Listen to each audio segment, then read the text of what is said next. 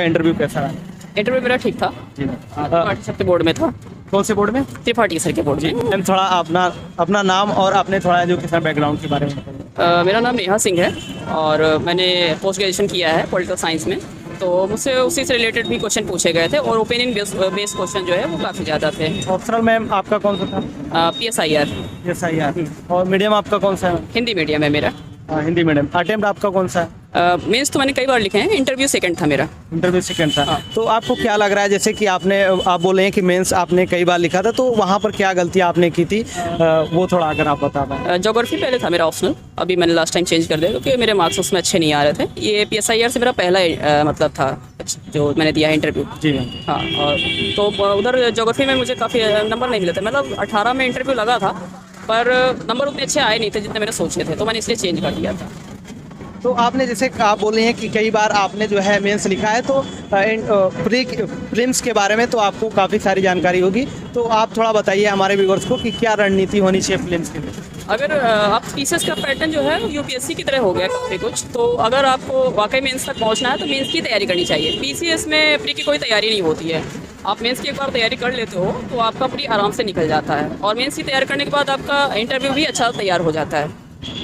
उसके बाद मेंस के लिए क्या रणनीति होनी चाहिए, कैसे उसकी तैयारी स्टार्ट करें? मेंस के लिए पहले जो बेसिक है, जो सिलेबस है, उससे बेसिक अपना तैयार कर लीजिए। उसके बाद आंसर राइटिंग की प्रैक्टिस कीजिए, खास करके इंट्रोडक्शन जैसे किसी आंसर का लिखना है तो उसका सबसे ज़्यादा फोकस आपका होना चाहिए। इसके अलावा फिर बॉडी पार्ट और निष्कर्ष अपना हमेशा पॉजिटिव लिखना चाहिए। तो मुझे लगता है अगर सारे अटैम्प्ट कर ले कोई क्वेश्चन तो आपका नाम इंटरव्यू के लिए कॉल आ जाता है आपका। तैयारी हम स्टार्ट करें तो सबसे पहले ऑप्शनल तैयार करें या फिर कुछ टाइम के बाद? कहाँ? नहीं, तैयारी शुरू करनी है आपको तो सबसे पहले आपको ऑप्शनल तैयार कर रख लेना चाहिए। वो क्या होता है कि उसका पोर्शन पूरा आधा है आपके GS के आधे, तो उसको लगातार आप कंटिन्यू करिए, क्योंकि अगर आपका ऑप्शनल अच्छा गया है तभी आप जो है मेंस में अच्छे मार्क्स गेट कर पाओगे। वरना अगर आपका GS चाहे जितना अच्छा कर लो, पर अगर ऑप्शनल में अच्छे नंबर नहीं मिले हैं तो फाइनल सिलेक्शन भी नहीं हो पाता है।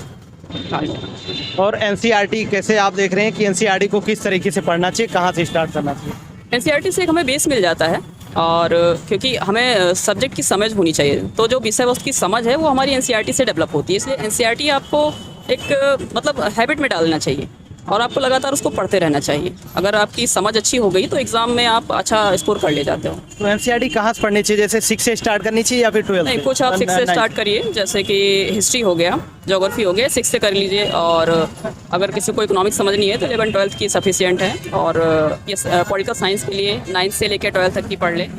और साइंस में कुछ सिलेक्टेड चैप्टर होते हैं जिनको पढ़ने की ज़रूरत होती है।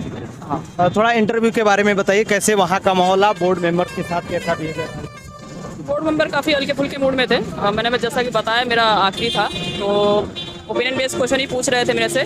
जैसे लास्ट में मैंने सोचा फ़नी टाइप से इंटरव्यू ख़त्म करूं, तो उन्होंने पूछा मुझसे कि अगर आपका सिलेक्शन नहीं हुआ तो आप क्या करेंगे। मैंने कहा सर शादी कर लूँगी।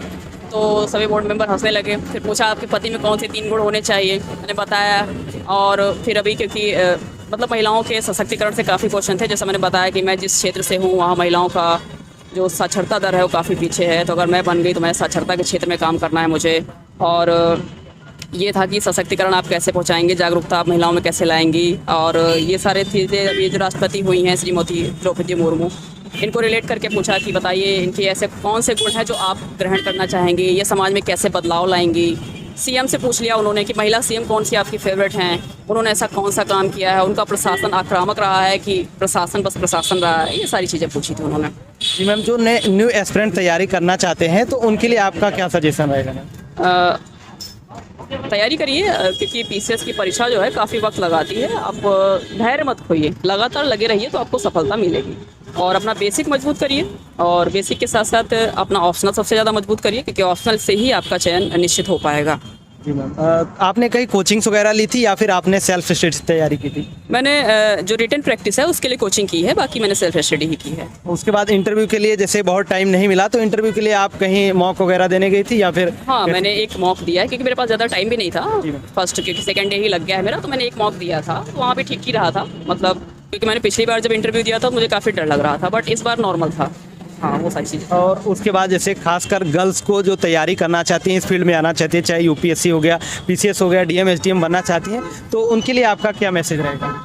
उनके लिए मैसेज रहेगा कि तैयारी करें, मन लगा के करें, और सफलता के क्षेत्र अब सभी के लिए खुले हैं। कुछ भी किसी के लिए ये पाबंदी नहीं है कि आप महिला हैं तो आप तैयारी नहीं कर सकती। आपके लिए अवसरों की कमी है, अवसर सभी को मिल रहे हैं, आपको भुनाने की ज़रूरत है। तो बस आप तैयारी में लग जाइए अगर आप